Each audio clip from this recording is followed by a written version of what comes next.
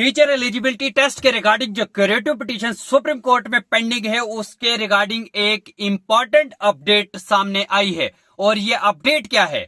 Jammu and Kashmir teacher की legal team ने teachers के लिए एक ऑफिशियल अपील और डॉक्यूमेंट शेयर किया है। ये कोई गवर्नमेंट ऑफिशियल अपील नहीं है, ये लीगल टीम की तरफ से अपनी तरफ से उन्होंने अपील की है और एक डॉक्यूमेंट शेयर किया है। According to legal team, supreme court में टीचर्स की क्यूरेटिव पिटीशन पेंडिंग है।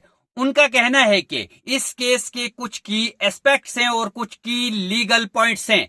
अकॉर्डिंग टू देम, आर्टिकल 370 के बाद के कॉन्स्टिट्यूशनल चेंजेस और आरटीई एक्ट हैं, ये की पॉइंट्स हैं और ये इंपॉर्टेंट पॉइंट और बहुत स्ट्रांग केस हमारे पास है। उनका कहना है जो उनके मुताबिक उनके केस को सपोर्ट करते हैं।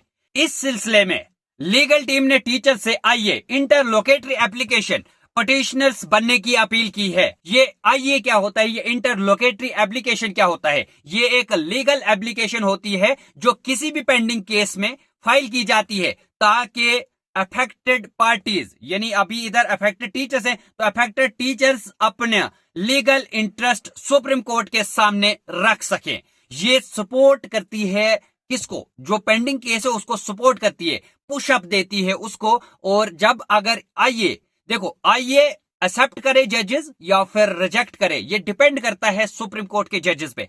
अगर स्ट्रांग लीगल पॉइंट्स होंगे तो आइए एक्सेप्ट होती है। अगर आइए एक्सेप्ट हो गई तो इस पे चांस रहता है कि उनके हक में फैसला होगा। तो यहां पे ज्यादा से ज्यादा आइए होंगे, इंटरलोकेटरी एप्लीकेशन पिटीशनर्स होंगे, तो एक स्ट्रांग केस, एक मजबूत केस माना जाएगा।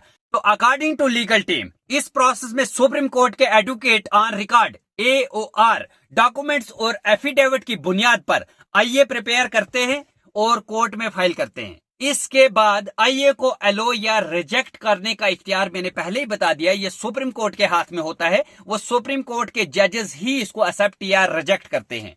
और उसके बाद अगर आईए एक्सेप्ट हो गई तो एक्सेप्ट होने का मतलब ये नहीं है कि आईए के बेस पे जजमेंट आएगी, नहीं, आईए के बेस पे जजमेंट नहीं आती। जजमेंट हमेशा law and merit of case के बेस पे ही दी जाती है। लेकिन लीगल टीम का कहना है कि जम्मू एंड कश्मीर में अप्रोक्सीमेटली 77,000 टीचर्स हैं और ये केस उनकी जॉब के लिए हम लड़ रहे हैं। क्रिएटिव पिटीशन हमने उनकी जॉब की सिक्योरिटी के लिए फाइल की है और आईए भी हम उन्हीं की जॉब की सिक्योरिटी के लिए फाइल कर रहे हैं।